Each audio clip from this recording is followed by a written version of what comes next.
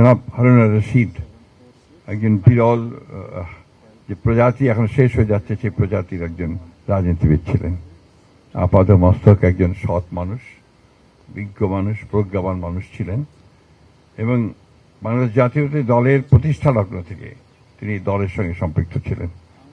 আপনি ইতিমধ্যে শুনেছেন যে প্রথমে জাগদ এবং তারপরে বিএনপি এবং সবশেষে বিএনপির একজন সিনিয়র ভাইস চেয়ারম্যানও ছিলেন। তার যে বর্ণাঢ্য রাজনৈতিক জীবন, মন্ত্রী হয়েছেন, চিফ হুইপ হয়েছেন এবং তার এলাকায় তার রাজনৈতিক যে কমরেডসরা তার সঙ্গে আছেন, যে সহকর্মীরা আছেন, তারা সবাই তার অত্যন্ত প্রিয় ছিল।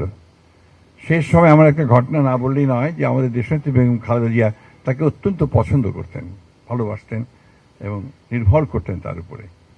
একটা বাই ইলেকশনে সম্ভবত শ্যামল যেখানে পেয়েছিল, সেখানে তিনি অপারগতা জানালেন যে তিনি নির্বাচন করতে পারবেন না।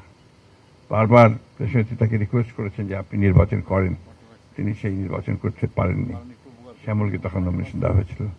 সেই সময়ে আমার সৌভাগ্য হয়েছিল ব্রাহ্মণবাড়িয়াতে শ্যামলের নির্বাচনের ক্যাম্পেইন করতে যাওয়ার জন্য। আমি দেখেছি যে কি পরিমাণ জনপ্রিয় মানুষ তিনি ছিলেন। সবাই চলে যাবে, আমরাও চলে যাব।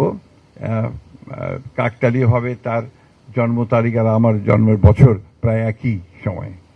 উনি চলে গেলেন, সুতরাং আমাকে আবার মনে করিয়ে দিলেন যে আমাদেরও সময় হয়ে এসছে যে কোনো সময় আমরা চলে যেতে পারি। যে কথাটা কিছুক্ষণ আগে আমাদের বিরোধী দলের প্রতিনিধি এখানে বললেন যে আমাদের সকলকে তৈরি থাকতে হবে। একটা জিনিস শেষ করতে চাই যে হারুন রশিদ সাহেব যে লক্ষ্য নিয়ে, যে আদর্শ নিয়ে তিনি রাজনীতি করে চলে গেছেন, আমরা যেন তার সকলে সেই আদর্শকে অনুসরণ করতে পারি।